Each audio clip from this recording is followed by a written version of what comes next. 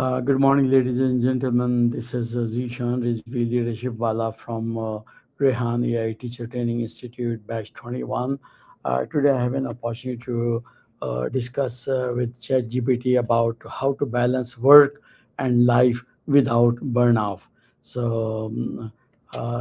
Good morning, GPT. How are you? Good morning, Zeshan. I'm doing really well, thank you, and I'm excited to dive into this with you. So, whenever you're ready, you can ask your questions, and I'll give you some detailed answers and guidance to help you out. Great. My first question, GPT, is what does work life balance truly mean to you personally? That's a great question. For me, work life balance really means having a sustainable rhythm where neither work nor personal life overwhelms the other. It's about being fully present in whatever I'm doing, whether that's work tasks, family, hobbies, or rest. And it's not always equal every day. Some days are heavier on one side, but it's about long term sustainability and avoiding that sense of constant depletion. All right. And how do you recognize the really sign of burnout in your life?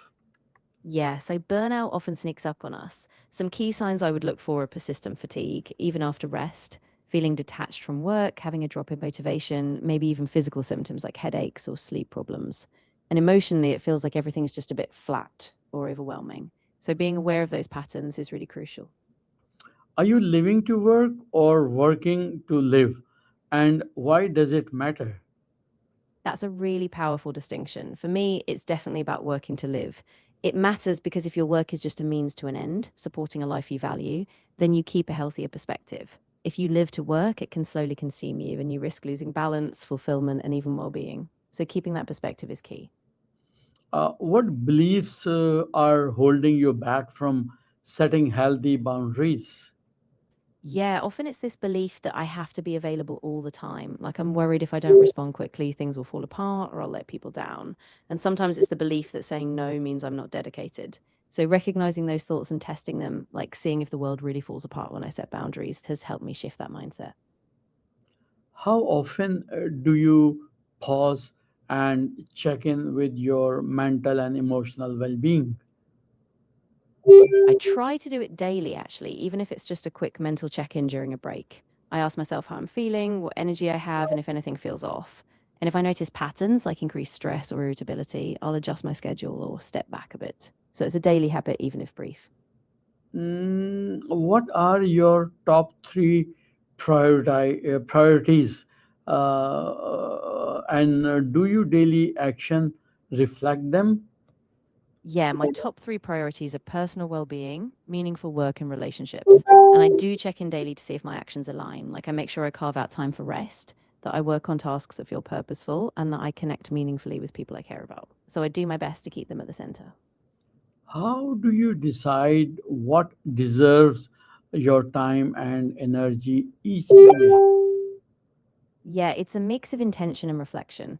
I start by asking if something aligns with my core values or moves me toward my bigger goals.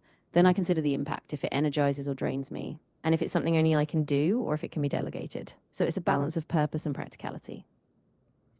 Are you scheduling time for yourself with the same importance as meetings? I do actually, and that was a big shift for me. I block off time for myself in the calendar just like I would for a meeting, whether it's for a walk, focused thinking time, or just a break. And honestly, it's been really grounding. What time wasting habits can you eliminate starting today? Yeah, for me, I think it's mindless social media scrolling, especially when I'm tired. So, starting today, I'm going to set specific time limits on apps and be really intentional about when I engage. I think that will free up a lot of mental space. All right. How do you balance urgent tasks with the important long term goals? Yeah, that's a constant balancing act. What I do is set aside a regular time block, like a weekly or daily review, where I assess both urgent tasks and long term goals. I make sure I'm carving out a bit of time each day for progress on those bigger goals, even if it's just a small step, so that the important stuff stays on track, not just the urgent stuff. Okay. And do you find it difficult to say no? What makes it challenging? Yeah, I do sometimes. I think it's because I worry about disappointing others or missing out on opportunities. It's also that old habit of wanting to be seen as capable, but I'm working on seeing saying no as a way of saying yes to what really matters. How can setting clear work boundaries improve your overall happiness? Yeah, setting clear boundaries really gives you a sense of control and space. It reduces that constant pressure of being on, so you can actually enjoy your downtime. And when you feel happier and more balanced, you bring a better, more energized version of yourself to both work and life. Are you truly off work after hours or still mentally plugged in? I'm getting better at it, but I'll admit sometimes I'm still mentally plugged in, especially if something's unresolved.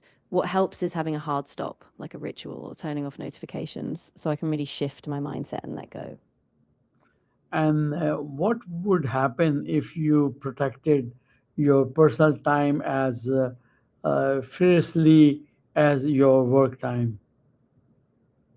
I think I'd feel a lot more balanced and centered. My energy would be steadier, and I'd actually be more productive when I do work because I wouldn't be running on empty. And I think it would give me a deeper sense of fulfillment. I'd be able to be fully present both at work and at home.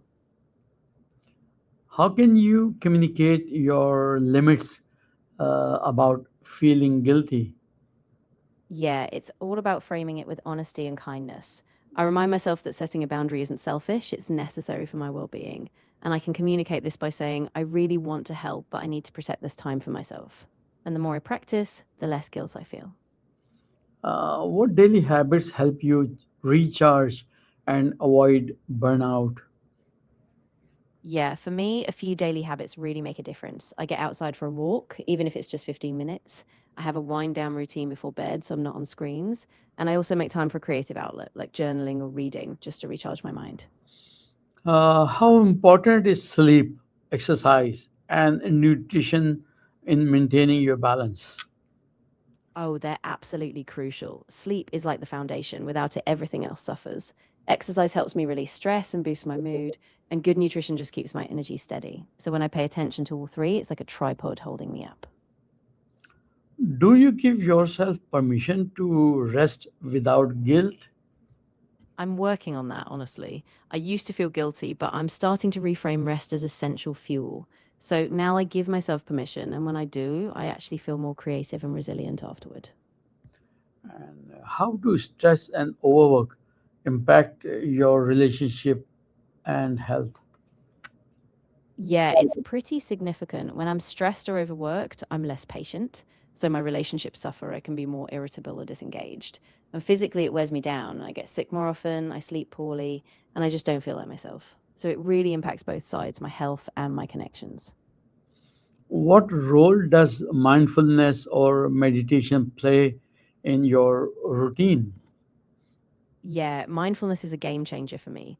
I use short meditation sessions each morning, just 10 minutes, so I can center myself. It helps me notice when I'm getting caught up in stress or rushing, and it brings me back to the present. So it's a small habit, but it really grounds me. Is being busy the same as being productive? Why or why not? That's a really important distinction. Being busy just means you have a lot on your plate, but it doesn't guarantee you're moving toward your goals. Productivity is about intentional effort, doing the right things at the right time. So it's really about quality, not just quantity. How can working smarter, not harder, transform your life? Yeah, it's a big shift. When I work smarter, I focus on the tasks that have the biggest impact. I automate or delegate what I can, and I use my energy when I'm at my best. That means less burnout, more progress, and more time for what matters. So it really does transform things. What system or tools help you stay organized and reduce overwhelm? Yeah, I rely on a few key tools. I use a digital calendar to map out my time, both work and personal. I also use a task manager to break down projects into smaller steps so I'm not overwhelmed by big things. And a daily journaling practice helps me keep perspective, just reflecting on what's working and what isn't. How do you handle setbacks without letting them drain your energy? Yeah, it's a balance. I try to reframe setbacks as temporary, not as a final verdict. I give myself a little time to process the frustration, but then I focus on small, actionable steps forward. And I remind myself that resilience is a muscle, so each time I keep going, it gets a bit easier. Okay. And what small change can you make today to create a more balanced life? I think a small change I can make today is to block a solid intentional break. No work, just a moment to step outside or breathe between tasks. That small pause can really help me recalibrate so I don't just rush through the day. Excellent. Thank you very much, GPT.